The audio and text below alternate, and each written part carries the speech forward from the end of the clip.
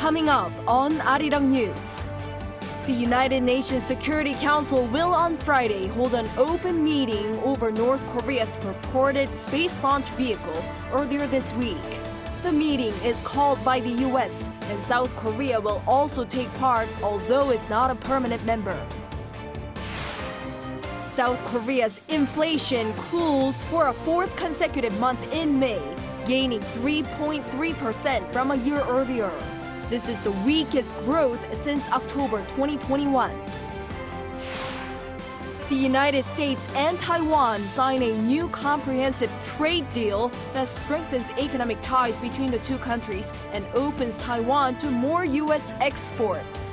This comes amid rising tensions with China as it claims Taiwan as a part of its territory.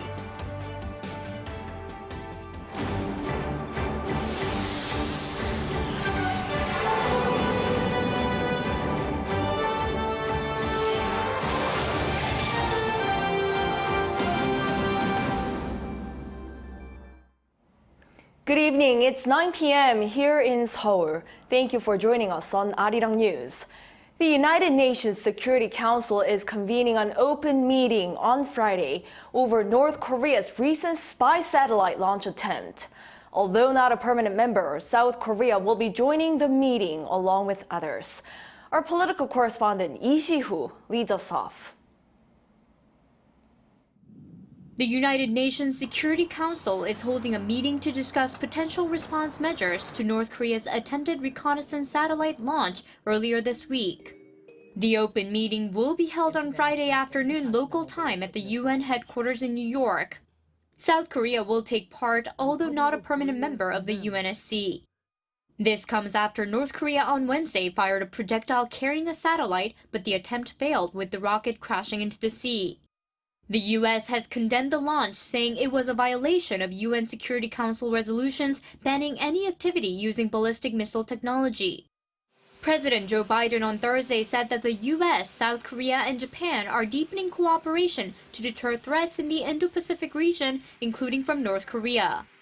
Delivering a commencement speech at the U.S. Air Force Academy in Colorado, Biden added that as for China, Washington does not seek conflict or confrontation with Beijing. While saying the two sides should work together to solve some global challenges, Biden said the U.S. is prepared for competition and will stand up for its interests and values.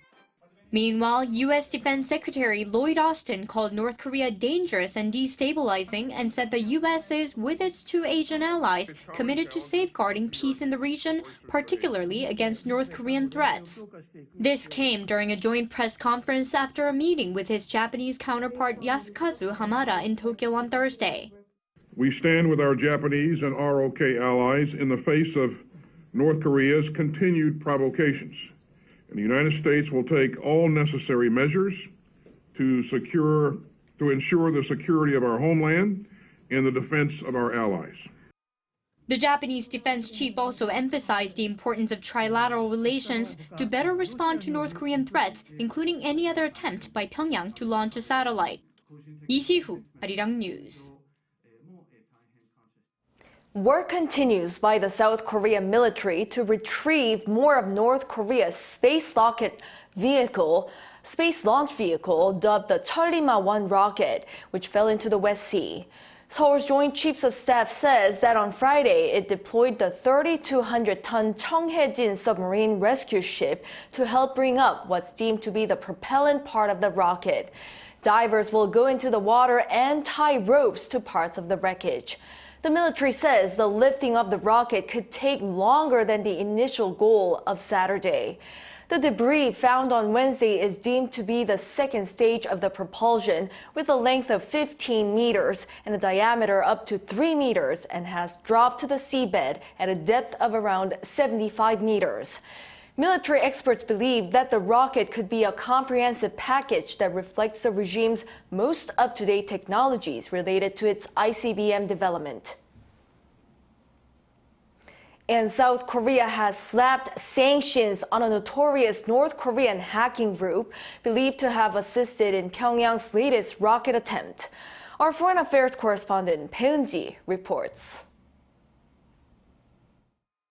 2 days after the Pyongyang's failed spy satellite launch attempt, South Korea has imposed new sanctions on a North Korean hacking group. Announced Friday, the fresh sanctions have been imposed against a group called Kimsuky, which Seoul's foreign ministry says is a unit within the North's military intelligence agency. The hacking group is accused of collecting intelligence from individuals and institutions in the fields of diplomacy, security, and national defense, before handing it to the North Korean government for the past 10 years. It's also known to acquire technologies related to weapons development, satellites, and space technology globally, while also directly or indirectly contributing to Pyongyang's satellite development project. Today's measure shows the South Korean government's commitment to firmly respond to North Korea, that's been threatening to conduct another provocation after launching a long-range ballistic missile on May 31st. Seoul's foreign ministry explained that the sanctions are the first to be unilaterally imposed on Kimsuky, and the eighth against the North since President Yoon took office in May last year. To warn the international community, Seoul on Friday also issued a joint security advisory with Washington, recommending precautions against suspicious activities. It provided detailed information about the hacking techniques used, including its way of stealing information using spear phishing, which mainly uses emails and websites. The joint advisory was released together with South Korea's foreign ministry, its National Intelligence Service, the Korean National Police Agency, along with the U.S. FBI, the U.S. State Department, and the NSA. 배은지, Arirang News. Defense chiefs of around the world gather for Shangri-La Dialogue Security Summit in Singapore. Defense ministers from South Korea and neighboring Japan are scheduled to sit down on the sidelines for the first time in years. And eyes are on the trilateral defense talks with Washington that's likely to focus on an information sharing plan on North Korean missile warnings. Our defense correspondent Kim Hyun-sung has a preview. This year, defense ministers from roughly 40 countries will gather at Singapore's Shangri-La Hotel to hold major defense talks. Here are some of the most anticipated discussions. With Seoul and Tokyo patching up relations lately, so are the defense lines. South Korea's defense minister and his Japanese counterpart are poised to hold talks for the first time in 4 years, marking a potential thaw in frosty diplomatic relations. The two have been held in an icy deadlock since the 2018 Japanese patrol plane incident. Tokyo accused the South Korean Navy of violating naval code by allegedly locking its radar onto the plane flying at a low altitude. South Korea denied these claims and instead condemned the Japanese patrol plane for its provocative H-shaped flight pattern at the time. After failing to find common ground about this issue for years, the upcoming face-to-face between the Seoul-Tokyo ministers hold the potential to finally bring about a settlement on this diplomatic dispute. Another key point is dialogue on North Korea.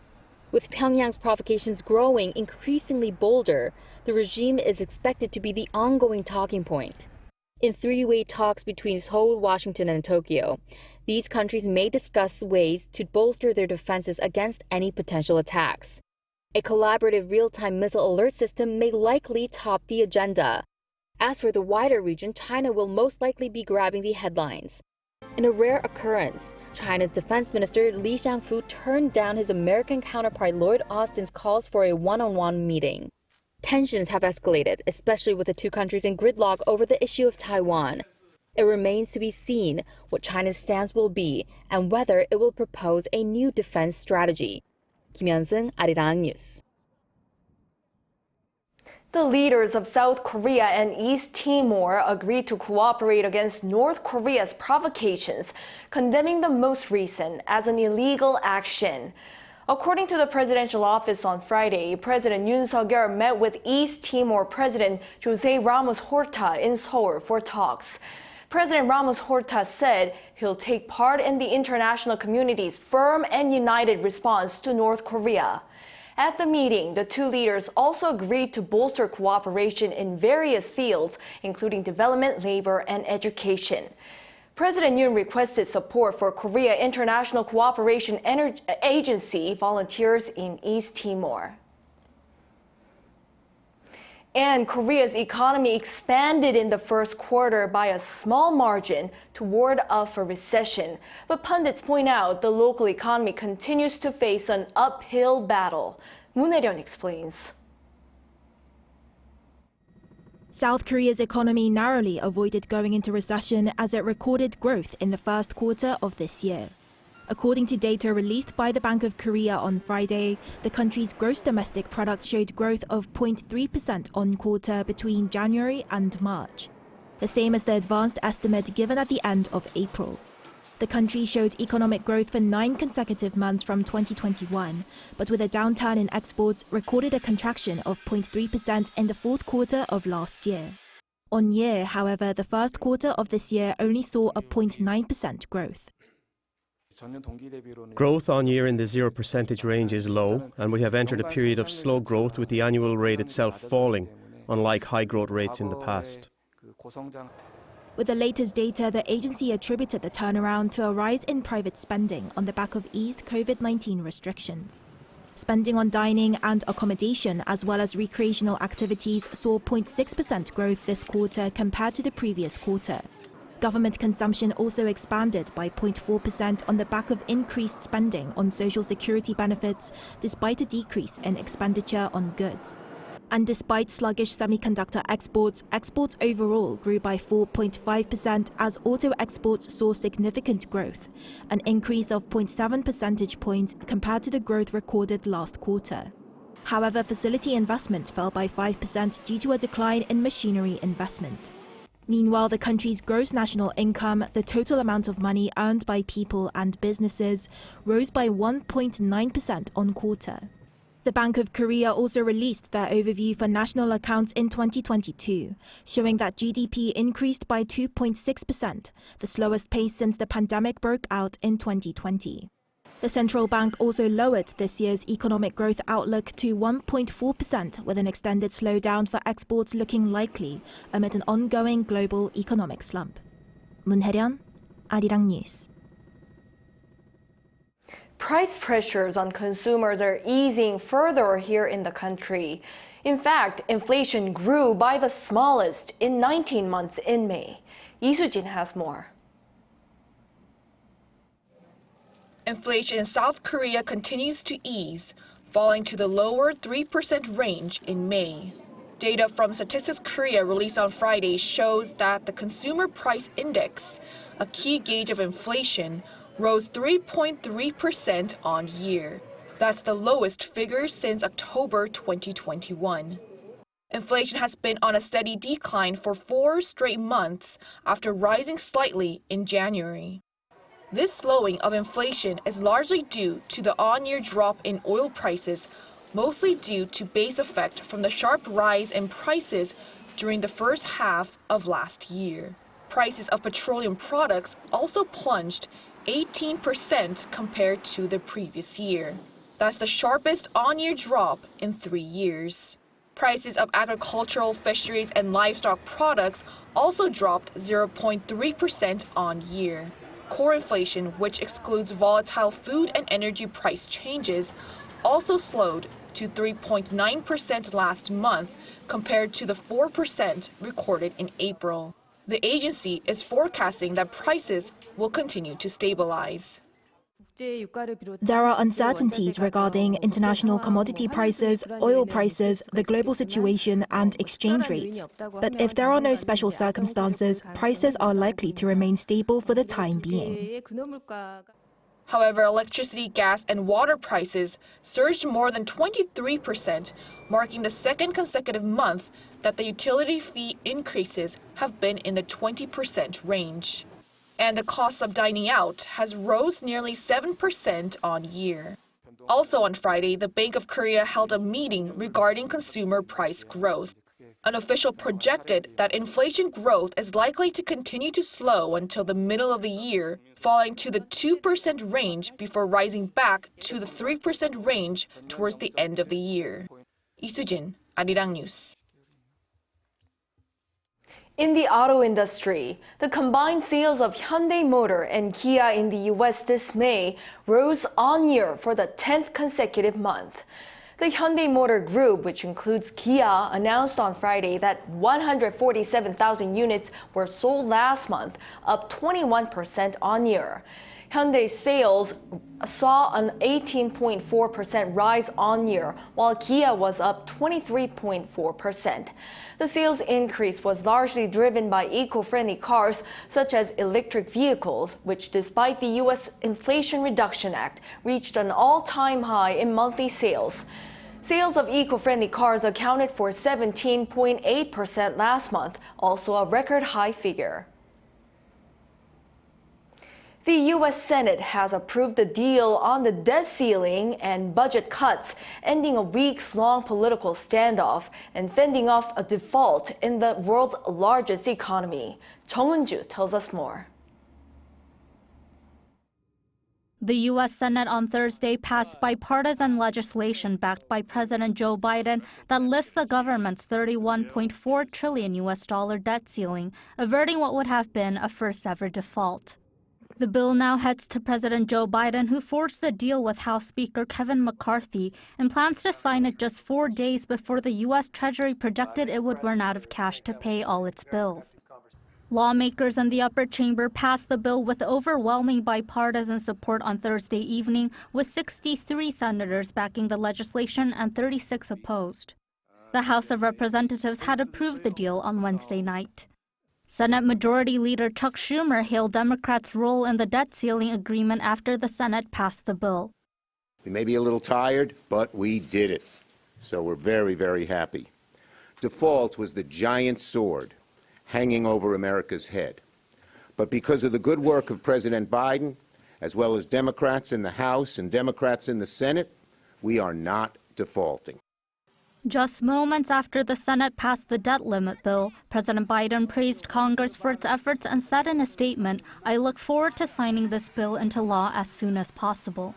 The Treasury Department had warned it would be unable to pay all its bills on June 5th if Congress failed to act by then. Such a scenario would have dealt a traumatic hit to the global economy and financial markets.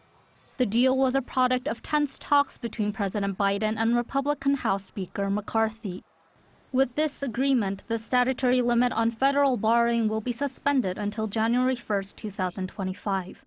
Unlike most other developed countries, the United States limits the amount of debt the government can borrow regardless of any spending allocated by the legislature. Chung Eun-ju, Arirang News. Amid increasingly strained relations with China, the U.S. and Taiwan signed a new trade deal. It's the largest trade deal agreement in over 40 years since the diplomatic relations were severed. China strongly opposes it, arguing that it violates the One China principle. Shin Ha-young reports. The United States and Taiwan have signed a new trade deal. According to Taiwan Central News Agency, the agreement is the first under the framework made last year called the U.S. Taiwan Initiative on 21st Century Trade. It comes against the backdrop of increasingly strained relations between Washington and Beijing.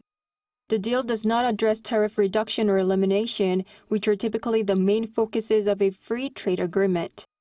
Instead, it will strengthen commercial relations by streamlining customs and border procedures, as well as cover regulatory practices and small businesses.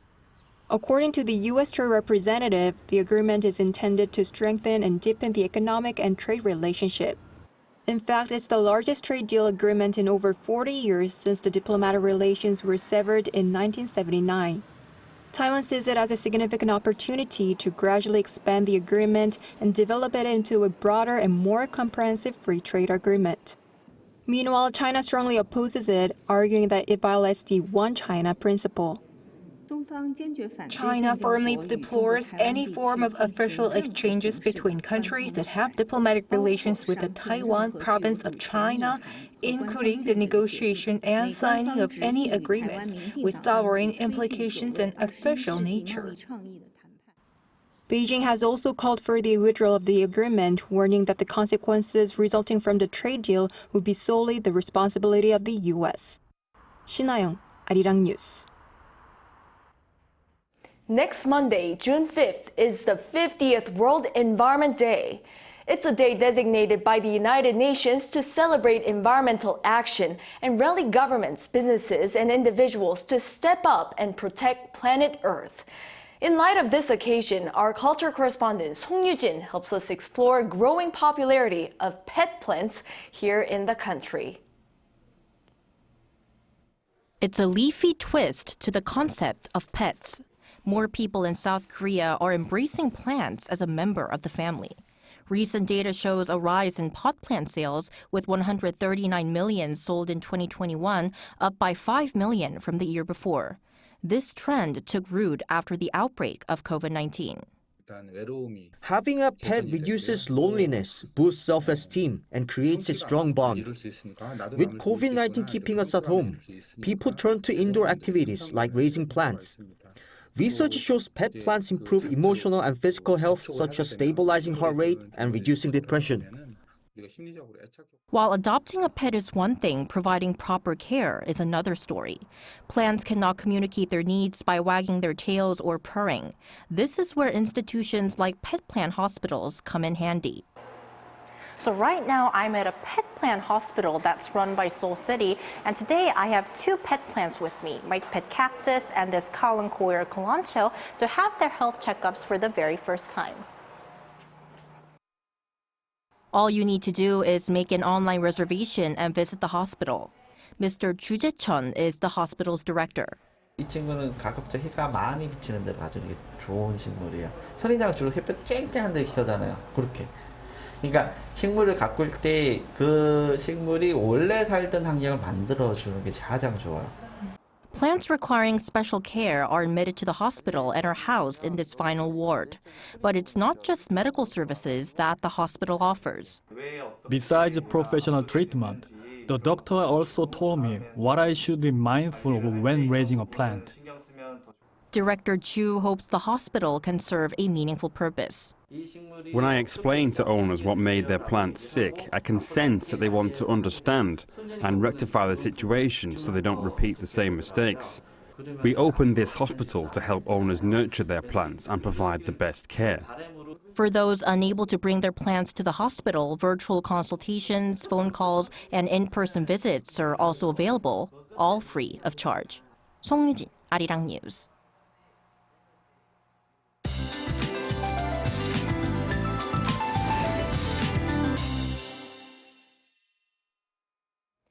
For this weekend, daytime heat will continue to dominate across South Korea. Most regions, including Seoul, will see temperatures exceeding the seasonal average. For both Saturday and Sunday, highs will be topping out at 28 degrees in Seoul. Strong UV rays are expected for tomorrow, so make sure to wear plenty of sunblock. And we'll have no concerns about fine dust this weekend as the air is circulating at a fairly fast rate. Air quality will be standing in the normal to good category nationwide. For those across the coastlines of the south, please use extra caution around the waters. Gusty offshore winds and high waves are in the forecast, creating dangerous ocean conditions. Tomorrow, Seoul and Busan will be starting off at 18 degrees. Expect wide temperature gaps with highs jumping significantly. Seoul will get up to 28 degrees, Daejeon and Gwangju 27, Daegu will reach 29 degrees. And more cloud coverage will be seen next week. Have a great weekend, and here are the weather conditions around the world.